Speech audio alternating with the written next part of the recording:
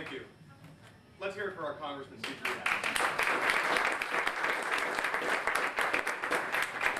I want to echo Steve's appreciation to all the elected officials who have taken time today to stand with me as I make this. Additionally, I also want to extend my gratitude to my wife and my best friend, Megan Holland.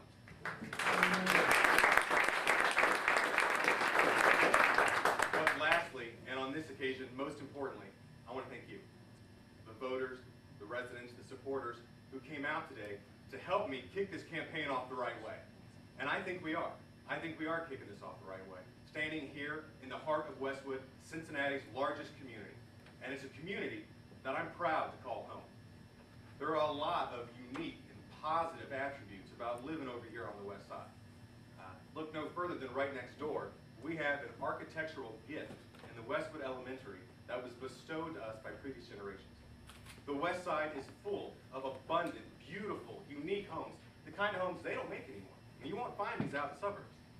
In fact, 25% of Cincinnati's population lives over here on the west side. 1 out of 4.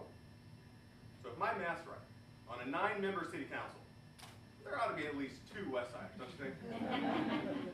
But with that said, I am running for Cincinnati City Council, but I'm not running as the West Side candidate.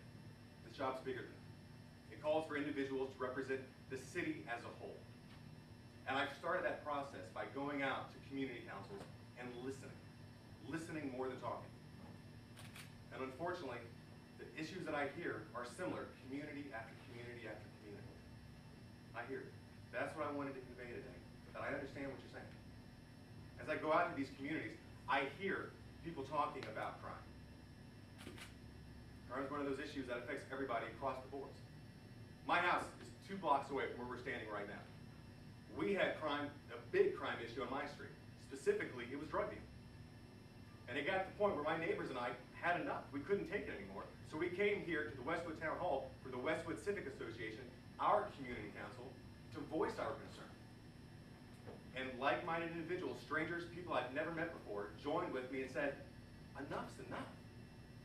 So we got together one Friday night and we peacefully took over my street corner. For one night, a bunch of concerned citizens got together and we stopped drug dealers from doing their business on my street corner.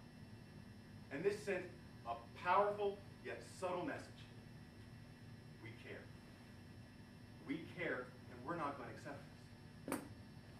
But I go around and I hear people talking about home foreclosures. And that's one of those issues that affects you regardless of where you live, whether it's here in Westwood, Walnut Hills, Hyde Park, or Roseline. If your neighbor's home is foreclosed, that affects your property value. I hear what you're saying. One of the things maybe we ought to look into right now is trying to make this economy work for us, especially the depressed housing market. Now's the time to use our resources to buy up these problem properties and either rehab them or tear them down and start land banking. That's just one strategy worth looking into. But at the end of the day, this requires each individual community to devise their own strategic, long-term plan of what they want to happen in their neighborhood. As Steve mentioned, my background's in human services, but I can't come to you and say, this is my plan to fix your neighborhood. It doesn't work that way. I don't live in your neighborhood. I don't have the day-to-day experiences that you have. What I can do is listen. Tell me your concerns. Tell me your priorities. Tell me your issues. Give me your vision. Lend me your voice, and I will advocate it at the top of my lungs. But that process starts with you. We have to get involved. We have to decide what type of community we want to live in and what type of community we want to raise our children. Because I firmly believe we need a renewed investment in the children of this city. And for proof, look no further than our deplorable infant mortality rate. We have children in Cincinnati who are dying at twice the national average. It's a rate that disproportionately affects the African American community. That's not acceptable. We have to work to lower that number all the way across the board, and that starts with prenatal care, and it continues to care after that child's born. 15% of the kids born in Cincinnati aren't receiving basic immunization. We have a serious issue with lead poisoning going on in our urban city that has to be addressed. In our city, the #1 reason for emergency room visits at Children's Hospital is oral care. It's dental. I mean, the number one reason our kids are going to the hospital is because the pain in their mouth is so excruciating, they don't have any other choice. Now, some people might say, well, those are just baby teeth. Man, they're going to lose them anyway. Well, that pain is an infection that goes into the bloodstream through the mouth, and that causes sepsis. Take that out of the equation. How are those kids going to study and pay attention and succeed in school with that type of pain? The answer is they're not. They're going to fall behind, and eventually, they're going to fall out. We have to address this issue. And it's bigger than just kids and health. There are counties in our country who use a formula to determine how many jail beds they're going to need in 15 or 20 years. The principal part of that formula is the number of children who fail third grade reading tests. Because they know there's a direct correlation. If this many kids can't read, we're going to need this many jail beds down the road.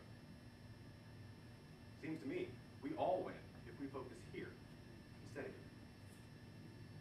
I am committed to taking a deliberate and proactive approach to get to the root, to the causes of these issues that are affecting our city. As your council member, I promise to have an open door as well as an open mind. Because I'm keenly aware that this position ultimately answers to you, the people of Cincinnati.